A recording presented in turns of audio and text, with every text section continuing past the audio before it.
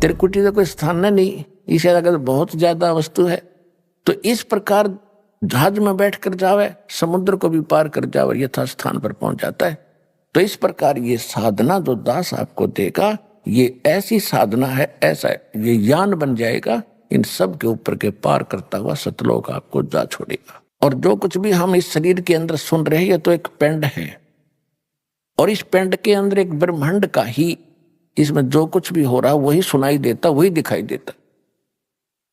जो इसके अंदर हमें धुन सुनती है, जैसे विशेषकर राधा स्वामी वाले तो इसी पर जोर दे रखा है कि अंदर कान दाब करके देखो, देखो अंदर घंटियां बज रही हैं, इसमें मुरली की आवाज आती है, बांसुरी की आती है, वो सुनते हैं, नगाड़े बज रहे हैं, बादल की गर्जना सुन रही है। ये तो इस एक ब्रह्मांड काल का ही साजबाज है। ये इससे बाहर है, वो ऊपर सतलोक से वो अलग आती है वो धुन, और केवल उसी को सुनेगी वो धुन जो सतनाम और सार नाम का जाप करेगा। बाकी अन्य को जो सुनती है वो इस काल की सुनती है, इस शरीर के अंदर जो भी सुन रही काल की ही सुन रही है, और वो परमात्मा की धुन इनसे हटकर होगी। लेकिन उस धुन के सुनने से कोई प्रयोजन सिद्ध नहीं होगा आपका। आपका सिद्ध होगा मंत्र जाप करके, जो दास कहे ऐसे करते रहो। यहां से आप स्वयं नहीं जा सकते। इस भक्ति की कमाई जब आपकी हो जाएगी तभी आपको यहां से ले जाया जाएगा। आपकी मर्यादा सही होगी, आपकी यहां से आस्था हट जाएगी, तब परमात्मा आपको विमान में बैठाएंगे और इस दास के रूप में साथ बैठेंगे। हजारों हजारों की संख्या में इकट्ठे जाओगे, यहां से हजारों की संख्या में वो दिन आएगा। और ऐसे जाओगे जैसे कहीं घूमने फिरने जा रहे हैं, गुरुजी साथ हैं, सत्संग करने जा रहे होंगे, वहां सतलोक में जाकर पता लगा तुमने कि हम तो यहां आ गए भाई, नीचे ये कवर पड़ा रहेगा। ये कवर जो आज हमने कितना प्यारा लगता है, वैसे तो ये बहुमूल्य है, क्योंकि मनुष्य जीवन आसानी से नहीं मिलता। लेकिन मनुष्य जीवन प्राप्त करके भक्ति नहीं की तो क्या प्राप्त हुआ? ऐसा पशु का, ऐसा मनुष्य का। तो इस मनुष्य शरीर को तो ऐसा समझना, भक्ति करने के बाद इससे हमारा प्रयोजन पूरा हो गया। जैसे अंडे में बच्चा बनता है और बच्चा बनने के बाद बच्चा उड़ जाता है और कवर पड़ा रहता है, तो मूल वस्तु जो बनानी थी वो बच्चा बनना था उस अंडे में, उस अंडे बिना बन नहीं सके था, अंडे के कवर बिना। तो ये तो एक अंडे का कवर है जो अपना है, इसके अंदर ओरिजिनल इस ताकत से, भक्ति से, जैसे अंडे को मादा पक्षी ऊपर बैठकर उसको ऐसी हीट देती है, अपनी ताकत देती है, जिससे वो बच्चा बन जाता है, और बच्चा बनने के बाद वो फूट जाता है और वहां उड़ जाता, कवर पड़ा रहेगा। तो ये दास समझो, माता समझो, और आप इस शरीर रूपी कवर में बच्चे समझो। इसमें ऐसी भक्ति, ऐसा ज्ञान, ऐसी शक्ति दे देकर आपकी भक्ति इतनी चार्ज हो जाएगी, सूक्ष्म शरीर के अंदर चलते समय ये ऊपर का कवर अंडे का पड़ा रहेगा और वो असली वस्तु सतलोक पहुंच जाएगी, जो इसका प्रयोजन था।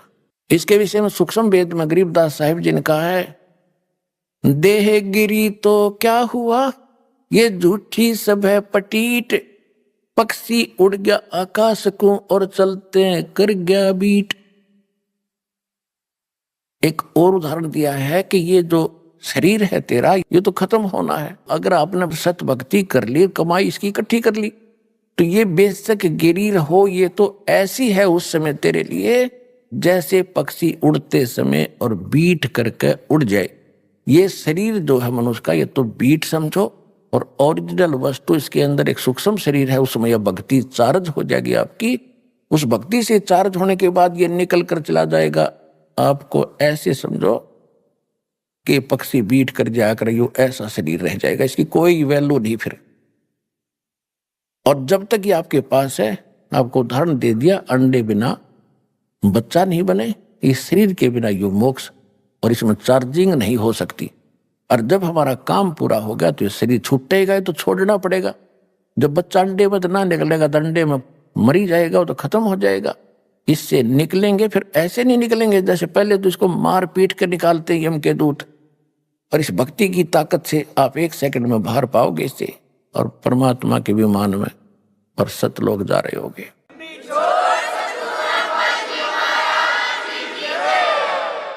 तो ये इतनी ताकत देगा आपको ये सतनाम,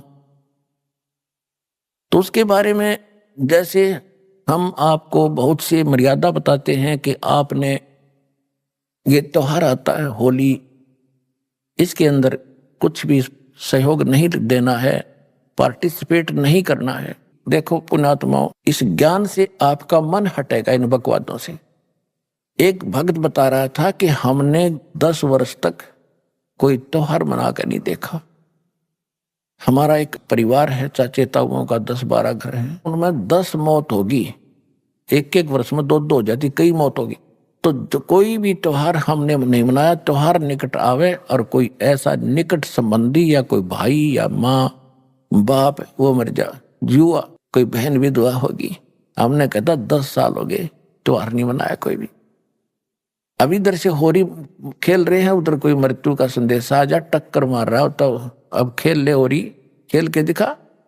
इसे गंदे लोक में क्या करना था, क्या करने लग गए आप लोग। तो गरीबदास साहिब जी के पास गांव के लोग आए कि आओ महाराज होली खेल लेंगे। परमात्मा के बच्चे बोले भाई हम ये होली नहीं खेलते, हम होली खेलते हैं राम नाम की। राम नाम की होली जो खेलता उसको कभी हानि नहीं होती, दुख नहीं होता। और राम नाम की होली भी तभी खेली जाएगी जब हमारे पास राम का नाम सही होगा। तो राम नाम कौन सा है सही? गरीबदास जी ने तो क्लियर कर रखा है, राम नाम जप कर थर होई, ओम सोहम मंत्र दोई, यू है राम का नाम। तो उसके बारे में क्या बताते हैं, सत नाम पालड़ रंग होरी हो। गरीबदास जी की वाणी में तो वो अक्षर न्यारे न्यारे लिखे हैं, लेकिन मैं बार बार नहीं बताऊंगा, उसको मैं सतनाम बोल रहा हूं। ग्रंथ में वो दोनों मंत्र न्यारे न्यारे लिखे हैं, ये और ये मंत्र पालड़ रंग होरी हो, तो उसको गुप्त करके दास सतनाम बोल रहा है। वैसे गरीबदास जी की वाणी में वो दोनों मंत्र लिखे हैं कि दोनों मंत्र पालड़ रंग होरी हो, मैं उसको सतनाम कह रहा हूं। तो क्या कहा कि सतनाम पालड़ रंग होरी हो, भाई 14 लोक चढ़ावे राम रंग होरी हो, 3 लोक पासेंग धर रंग होरी हो, तो ना तुले तुलाया राम रंग होरी हो। अभी सतनाम की आप भक्ति करोगे तो आपके घर पर कोई आपत्ति नहीं आओगी, ना कोई अकाल मृत्यु होगी, ना कोई दुख होगा, ना कोई रोग सतावेगा। तो असली होली, असली खुशी तो हम राम नाम के रंग से ही खेल सकते। उनका कहने का भाव ये है। अब जैसे तखड़ी के अंदर, तराजू के अंदर बैलेंस बोलो अंग्रेजी में, इसके 2 पलड़े होते तराजू के, और इसमें एक पासिंग शब्द है, पासिंग। शायद अब तो पासिंग एजुकेटेड बच्चे हो गए, इनको पता नहीं होगा पासिंग किसे कहते हैं। जब तखड़ी के अंदर, तराजू के अंदर कोई त्रुटि होती थी, अनबैलेंस्ड होती थी, उसको बैलेंस करने के लिए, उसकी वह त्रुटि रहित करने के लिए ऐसे चेक किया जाता था। हमारे घर पर, हमारे पिताजी के पास ये दुकानदार बनिए लोग, सौदागर आते थे गेहूं, बाजरा, ज्वार मोल लेने के लिए, क्योंकि दास का जन्म एक किसान परिवार में हुआ। तो हमारे पिताजी कहते थे, सेठ जी पहले अपनी वो तखड़ी चेक करा, इसमें कोई डांडी तो नहीं है, यानी कोई डिफेक्ट तो नहीं है। तो ऐसे करता था। तो अगर कोई डिफेक्ट होता, टेढ़े मेढ़े होते वो, तो दूसरी तरफ उसको बराबर करने के लिए जो कणक तोलनी होती, मान लिया गेहूं तोलना है, तो थोड़ा सा गेहूं उठाकर 10-20 गेहूं उठा के और दूसरे पलड़े में डाल दिया जाता था, और वो फिर तखड़ी बराबर हो जाती थी, उसमें त्रुटि नहीं रहती थी। तो वो पासिंग जो है वो 4 दाने 20 दाने गेहूं के, वो कोई सौदे में नहीं है। सौदा तो फिर है, वो 10-20 क्विंटल तोला जाएगा गेहूं, वो है सौदा। तो कहने का भाव ये है कि परमात्मा का एक सतनाम विधिवत लिया हुआ, ये 2 अक्षर का मंत्र जो है, एक सतनाम कंप्लीट हो जाता है, एक बार बाहर छोड़ो, दूसरा अंतर लो, ये हो गया पूरा, बस एक मंत्र ये है। इसको उस तराजू के एक पलड़े में रख दो और यहाँ के 14 लोग चढ़ा दे, शिव जी का लोक, विष्णु का लोक, ब्रह्मा जी का लोक, दुर्गा का लोक, ये और ऊपर के ब्रह्म लोक, और ये जितने भी खेड़े हैं ये, और ऊपर के गोलोक वगैरह, ये ऐसे 14 लोक होते, तलातल, ये सारे कहते ये एक साइड में चढ़ा दो। और 3 लोक तो पासंग रख दो, पासंग, जिनका कोई सौदे में लिंक नहीं है। वो कौन कौन से 3 लोक? या पृथ्वी, स्वर्ग और पाताल लोक। अब पुण्यात्माओं, क्योंकि आपको ना तो कोई ज्ञान देने वाला मिला अपने को, और ना ही हमें सिद्धार्थ मार्ग का ज्ञान है। जब आप इस ज्ञान से परिचित हो जाओगे तो ये छोटी मोटी जो आप कोई कोठी बंगले, कोई 150 एकड़ जमीन लेकर के अपने आप को धन्य मान बैठे हो, यो अंधेरा हटेगा आपका। अब कोई एमएलए बन जाता है, कोई सरपंच बन जाता है, बस पूछो मत, न फूला नहीं समाता, सरपंच बन गया, चेयरमैन बन जाता है, एमएलए बन जाता है, एक मंत्री, मुख्यमंत्री बन जाता छोटे से स्टेट का, तो उसकी खुशी का कोई ठिकाना नहीं होता। ये बच्चों के खिलौने लगेंगे आपको, जैसे बच्चे अनजान खेल रहे हो गुड़िया के साथ।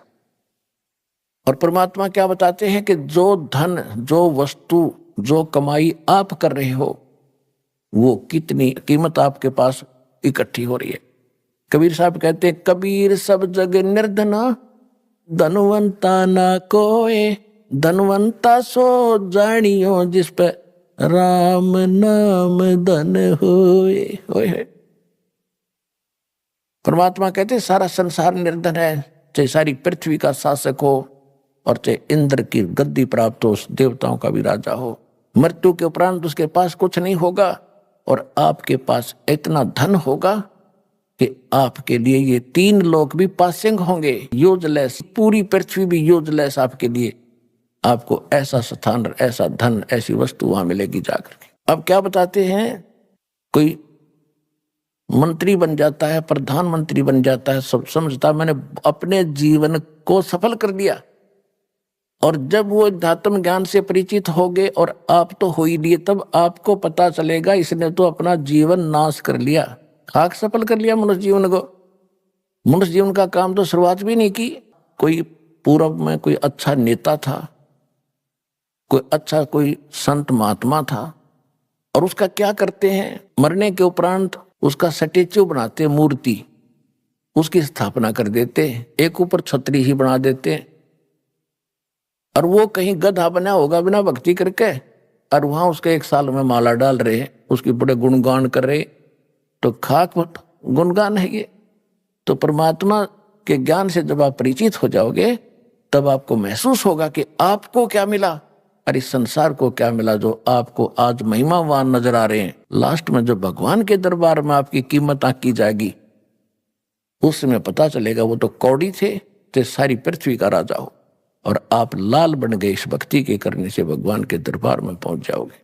अब क्या बता रहे हैं कि सतनाम पालड़ रंग होरी हो, एक मंत्र, और 14 लोक चढ़ावे राम रंग होरी हो, और 3 लोक पृथ्वी, स्वर्ग और पाताल। ये तो सौदे में नहीं, हमारे में, इसको तो पासिंग रखे, ये तो यूजलेस, जैसे वो 4 दाने रखे थे। तो ना तुले तुलाया राम रंग होरी हो। इस सतनाम की इतनी ताकत, इतनी कीमत है कि ये पलड़ा फिर भी नहीं उठेगा, 14 लोग भी धर दे और 3 लोग पासिंग रख दे। तो वो मंत्र अब आपको प्राप्त हुआ है, ये 2 अक्षर का नाम है। तो आप देखिएगा कि आप कितनी भक्ति कर रहे हो, और इतनी भक्ति करते करते भी आपको कितना समय लगेगा, जैसे बैटरी आपके मोबाइल की, और ये डाउन हो जाती है, डिस्चार्ज हो जाती है, जब चार्जर पर लगाते हैं 1-1 घंटा लगी रहती है, जब जाके चार्ज होता है कि बिल्कुल खत्म हो चुकी थी। तो आपकी भक्ति इतनी कमजोर हो गई थी, आपकी आत्मा इतनी डिस्चार्ज हो ली थी कि ये सिमरन और ये भक्ति और दान धर्म आप आजीवन करते रहोगे, तब जाकर के आप चार्ज होगे और ऊपर जान जोगे होगे। तो इसे सदा के जब आप ऊपर से आए थे तब कितने आपके पास भक्ति धन था, उसको इस काल ने लूट लिया आपका। सबसे पहले इसने स्वर्ग बनाए, महास्वर्ग बनाया, और वहां इसने रेस्टोरेंट बना रखे। आप जो पुन अपने बाप से लेकर आए थे सतलोक से, इसने सारे खर्च करवाए ऊपर स्वर्ग में। जब आपको लूट लिया उस रेस्टोरेंट में, आपके 10%, किसी पर 25% ये कमीशन लेता है उन स्वर्ग में, और बाकी जो खाना पीना आपको देता है उसका मनमाने रेट लगाता है। आपको वहां बकवाद करने के लिए अपने उर्वशियां छोड़ रखी हैं और विमान दे रखे, कहीं सैर सपटे करो, खर्च आपके पुण्य हो रहे होते।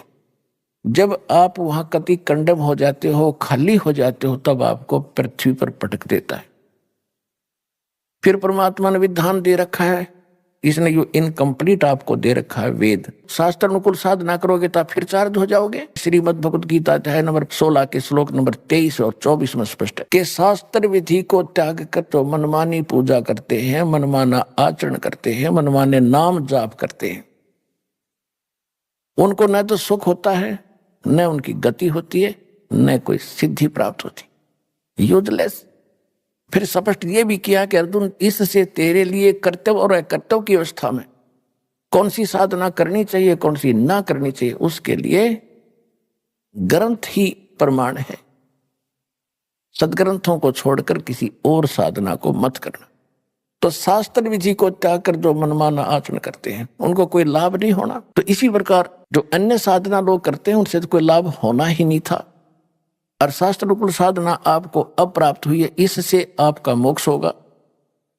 सबसे पहले वेद उत्तम माने गए थे, और वेदों में केवल ओम नाम है, महिमा पूरे परमात्मा की है।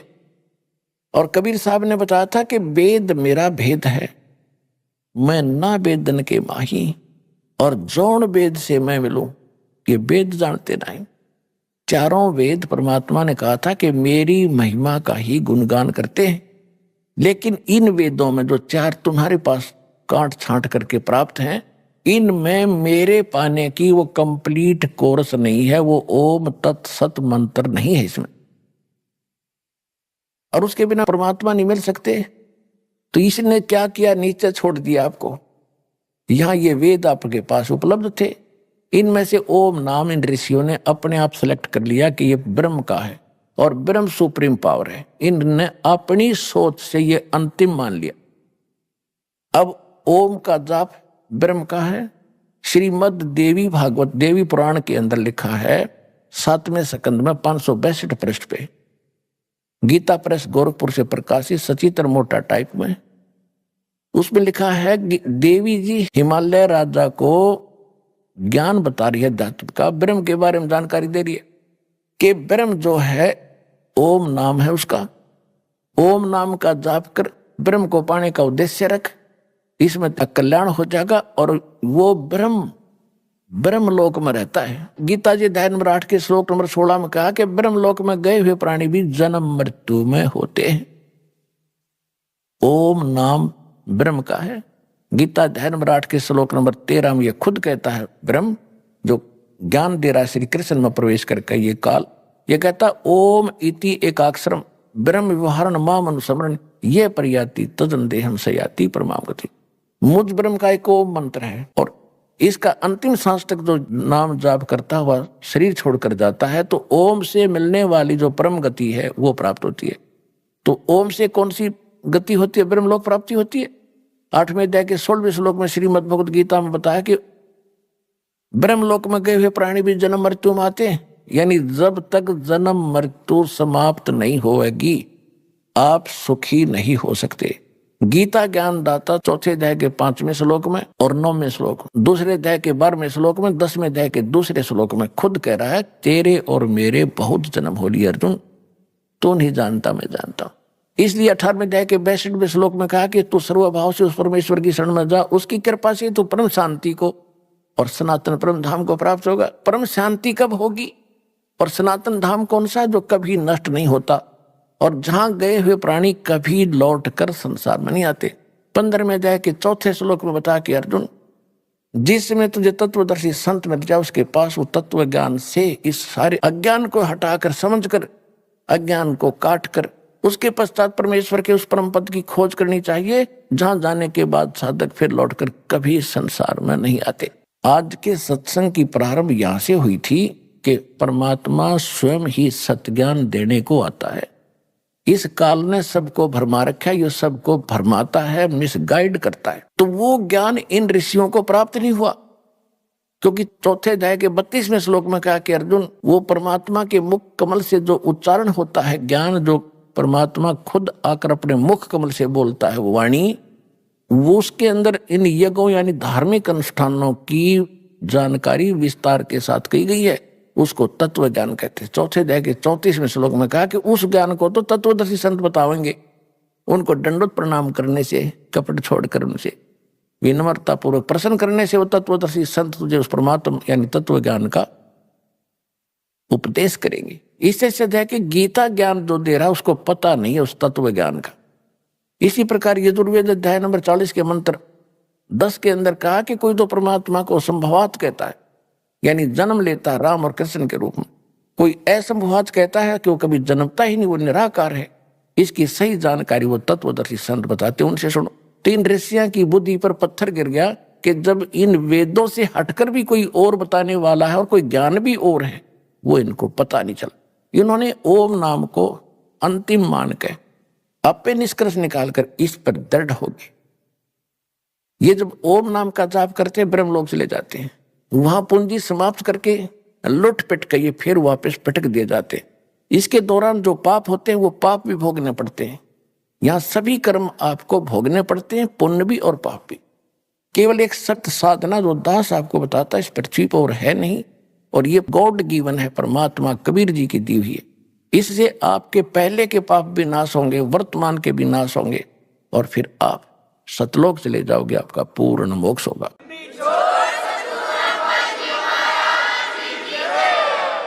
तो ये क्या करता रहा अभी तक? इसने सबसे पहले आपको ऊपर रखा, वह आपकी सारी पुण्य जो वहां से लाए थे वो सारे लूट लिए, फिर आपको पटका पृथ्वी पर। फिर भी आपके कुछ पुण्य शेष थे तो सतयुग बनाना पड़ा भगवान ने आपके लिए, कि जैसे कर्म आप लेकर उतरे हो उसकी व्यवस्था यहाँ अवश्य करेगा। अब एक बार देख लेना, आप सारे सत भक्ति पर लगोगे जो विश्व लग जाएगा। ऐसा वातावरण चेंज होगा इस पृथ्वी का, जगह जगह फलदार वृक्ष होंगे, भटकते फिरते हैं पेट के लिए, आप घर बैठे आपको वो सुख देगा, याद रखोगे, तभी भक्ति करेंगे, संतोष होगा। अब हम भक्ति उसी समय कर सकते हैं जब हमारी ये अन्य जो परंपराएं बेमतलब की, किसी गरीब व्यक्ति के 2 कन्या होगी, 3 होगी, उसका तो मरण हो जाता, भक्ति 100 कोस नहीं, कैसे ब्याहूंगा, दहेज के राक्षस तैयार बैठे हैं, पता नहीं कैसे बेटी पराई होगी, और फिर कोठी बंगले बनाने लगे, फिर कर्जा हो गया, उसके ऊपर टेंशन। तो ये सब समस्याएं समाधान होंगी। और जब आप भक्ति करोगे तो सतलोक से आपके हिस्से की इस पृथ्वी पर इस काल को देगा। ये तो भिखारी, इसके पास है नहीं कुछ भी। पुण्यात्माओं, आपने भगवान सुना था, जाना नहीं था। दास ने उस भगवान को जाना है।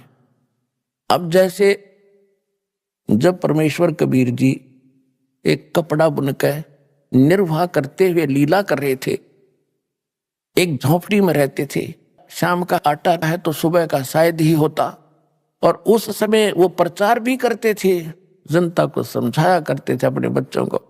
वो तो एक लीला करने आए थे, आते ही हैं, ऐसे वो नियम है उनका, प्रत्येक युग में एक बार वो ऐसा करते हैं। तो उस समय एक निर्धन व्यक्ति हैंड टू माउथ कमावे और खावे, कपड़ा बुने।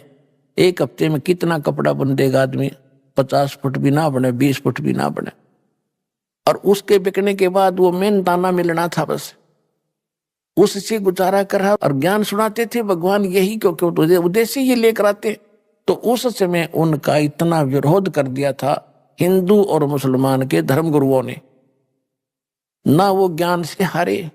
परमात्मा कबीर जी, उनके पास कख था ही नहीं, परमात्मा के ज्ञान के सामने वो टिक नहीं पाए। ऐसा सॉलिड परमात्मा का ऐसा ज्ञान था। और ना मारने से मरे, तब उन्होंने एक ऐसी युक्ति लगाई, घटिया षड्यंत्र था कि कबीर एक निर्धन व्यक्ति है, इसके नाम से झूठी चिट्ठियां डाल दो। किन के पास? उन महामंडलेश्वरों के पास, जिनके सैकड़ों शिष्य उनके आश्रमों में रहते हैं, उस समय सबको चिट्ठी डाल दी कि कबीर नाम का एक सेठ, कबीर पुत्र नीरू, काशी शहर, और 3 दिन का भंडारा करेगा, भोज देगा 3 दिन का। और उसमें क्या क्या देगा? एक दोहर देगा, एक सोने की मोहर देगा।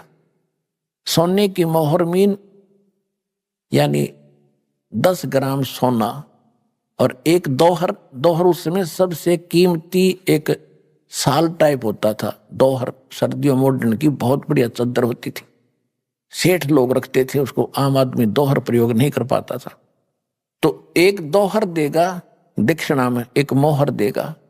कोई सूखा सीधा चाहेगा, सूखा सीधा भी मिलेगा। सूखा सीधा बोले चावल, खांड, आटा, नमक, ये इस तरह की दाल। एक आदमी का जो मांगे मुझे सूखा भी दे, सूखा भी ले जा। और ये तो देगा ही देगा, जितनी बार खाना खाओगे उतनी बार ही एक दोहर, एक मोहर देगा। तो ये साधु संत ये लालची हो जाते हैं कि घर से बाहर निकलने के बाद सब वस्तुएं चाहिए इनको।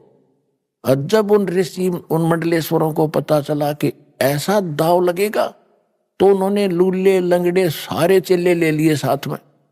अब चेलों को मिलेंगी खाने के बाद दोहर मिलेंगी, मोहर मिलेंगी, तो वो तो मेरी होंगी, जो प्रधान उनका गुरु होते थे वह। तो इस करके सबको लटका लाए, लूंगे लूले लंगड़े को भी। 18 लाख इकट्ठे हो गए, 18 लाख। अब पुण्यात्माओं, अब गरीबदास साहेब परमात्मा से परिचित हो चुके थे। उन्होंने फिर उनकी कैसे चित्रार्थ किया। रविदास जी चमार जाति से थे, कबीर साहब जुलाहा जाति, धाणक जाति से मैं प्रसिद्ध थे, क्योंकि वैसे तो वो मालिक थे, संतों का कोई जाति नहीं होती, फिर भी उस समय विशेष छुआछात भेदभाव था। वो दोनों ज्यादा निकट रहते थे। तो सुबह सुबह रविदास जी ने देखा कि ये क्या होगा, जहां तक नजर जावे जनता, 18 लाख आदमी थोड़े नहीं होते, 18 लाख व्यक्ति आकर बैठ गए। वो साधु संत रविदास जी सुबह सुबह उठे, उनसे पूछना लगा कि भाई क्या बात है, अब कौन हो, कहां से आए हो। तो ऐसे पूछने वाले उनको बहुत मिल चुके थे। तो वो साधु संत कहते हैं कि काशी वालों, बनारस वालों, तुम कौन सी दुनिया में रहते हो? हम इतनी दूर से चलाए, तुम्हें यहाँ नहीं पता कि यहाँ क्या हो रहा है? यहाँ एक कबीर नाम का सेठ है, कबीर पुत्र नीरू, और वो एक भंडारा करेगा, हम उसके लिए आए हैं, आज ही शुरू होने वाला है। रविदास जी ने कहा कि कौन? फिर कहना भाई कौन है, किसका नाम है से हो रहा है? कि कबीर पुत्र नीरू और काशी बनारस। अब कबीर पुत्र नीरू तो एक का था, जो रविदास जी को पता था। रविदास जी ने पूछा कि तुम्हारे पास कोई लिखित है? अखां जी देखो, सबके पास पर्चे गए, हमारे पास चिट्ठी गई हमारे पास, तब आए, वैसे थोड़ा आते हैं। रविदास जी ने जाके भगवान को बताया घर पे, कुटिया पे, कि महाराज अब काशी छूटेगी अपनी। इन्होंने तो ऐसा जुल्म कर दिया कि अब हम यहां नहीं रह पाएंगे बनारस में। परमात्मा बोले क्या बात है कि ऐसे ऐसे बात होगी है। लाखों आदमी आए हुए हैं और सब ने चिट्ठी दे रखी। इन झूठे लोगों ने ये हमारे साथ मजाक किया है। इन गुरुओं ने, मुसलमान और हिंदुओं ने मिलके, और बहुत लोग आ गए हैं। परमात्मा बोले रविदास जी दरवाजा बंद कर बैठ जा अंदर। हम दरवाजा खोलेंगे नहीं, घर से निकलेंगे नहीं, रात होने दे, घर छोड़कर चला जाऊंगा मैं अपने बच्चों को लेकर, ये नहीं जीने देंगे यहां पर मेरे को। रविदास जी को तो वहां बैठा लिया अपने साथ, और परमात्मा पहुंच गए सतलोक में। संदेश कर दिया वहां से कि तैयार करो। पहले बैलों से यातायात होती थी, क्योंकि रास्ते नहीं थे, ना बैल गाड़ी चला करती थी। बैल आगे पीछे चलते थे एक दूसरे का रस्सा बांध कर, और बैलों के ऊपर जैसे गधों के ऊपर थैले रखते हैं, ऐसे बैलों के ऊपर कमर पे थैले रख के ये बंजारे यानी व्यापारी लोग व्यापार किया करते थे। किसी में जैसे 100 बैल हैं, 100 बैलों में मनमाने एक एक मन वजन 1.5 मन तो डाल ही देते थे। तो कोई शक्कर डाल रहा है, कोई चावल ले रहा, तो ऐसे लाते थे पहले। इनको बंजारे बोलते थे। बंजारे यानी जो बनज करते हैं, जो सौदागर होते हैं, उनको उसमें बंजारा कहते थे। और बंजारों के लिए साधन ये बैल ही होते थे, बैलों के ऊपर सामान रख कर आते जाते थे। जिस कारण से परमात्मा ने एक बंजारे का रूप बनाया, केशव नाम रख लिया, और सतलोक में गए। आदेश पहले दे दिया था कि सामान बना बनाया बैलों के ऊपर, उन जीवात्माओं को आदेश दिया। अब यहां